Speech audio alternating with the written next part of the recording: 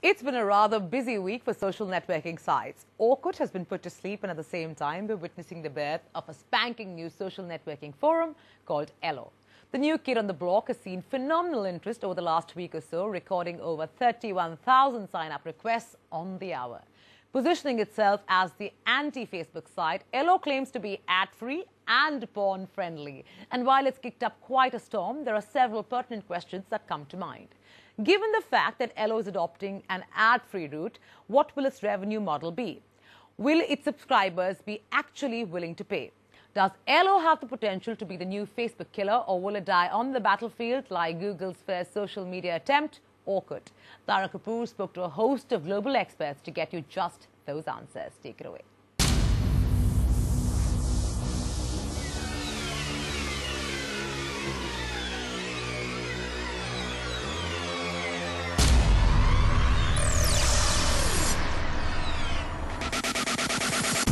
Simple, beautiful and ad-free.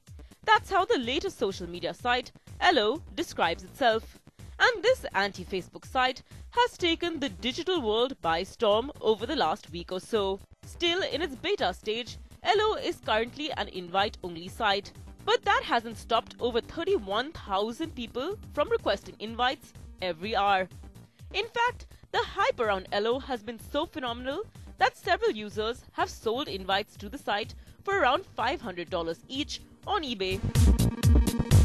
So what's worked in the new kid on the social media blog's favor? First of all, people are really looking for an alternative to Facebook and to Twitter, LinkedIn, Google+. They're not happy with the existing platforms. So that's probably the first plus, is quite simply that it's different.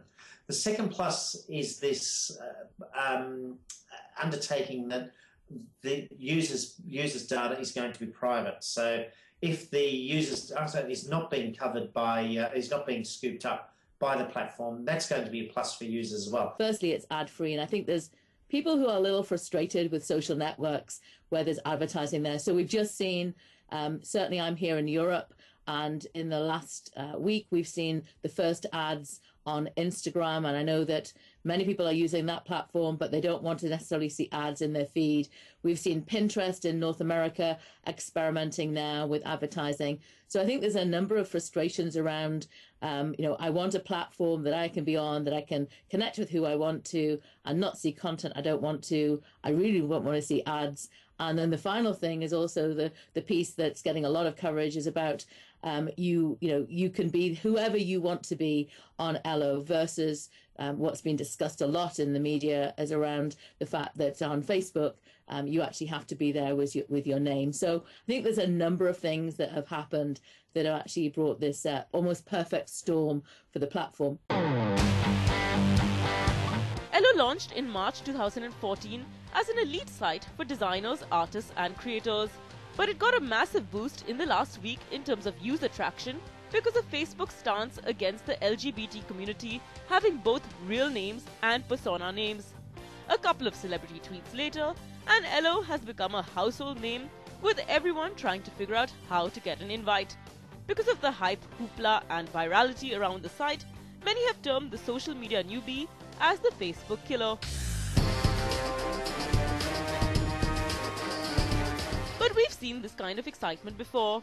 There was Diaspora and Google+, that was expected to do the same, and not to forget the countless social media sites that Facebook itself managed to kill off, be it MySpace, Orkut or Hi5. So why does ELLO stand out? It is definitely different from other players in that it has said it will not do advertising, and that's a very different stance. Most other social networks or things like Pinterest are open to the idea of using several business models, including advertising, to generate revenue. There is a time and a place that sometimes people just want to have unfiltered content. There's no news feed there. The only way you can filter it out is by saying, this person goes in, I want to see the content and its friends, and this person goes in a category at the minute called noise, so I can choose which category I want to see it. ELLO's logo has an element of defiance to it. It's black, eyeless, and has a simple white smiley. And the attempt is to defy everything that Facebook stands for. While Facebook's trying to transform itself into an e-commerce hub, ELLO's manifesto cries out against it, stating loudly, "You are not a product and you will not be commodified." And while many users seem excited about trying something new, the question that arises is if ELLO doesn't incorporate ads into its system, how will it monetize and survive? The challenge for ELLO is whether charging for these additional features is going to be enough. So at this stage, it's looking like they're going to charge $2 per additional account over your first one. Maybe that'll work. Maybe charging businesses for their accounts will work. That's all yet to be seen. And of course, Facebook is doing a lot of that for free, so it's throwing that into the mix. The whole subscription model in social media has not been successful for anybody. Probably the only service that's really done that well has been LinkedIn with its premium features. And even there, that's a tiny proportion of the users. In fact, I think from memory, it's like 8%, it might be 12% of users actually take the premium features. It's a profit line or a revenue stream for LinkedIn, but nobody else seems to be able to replicate that with their social media feed services at the moment.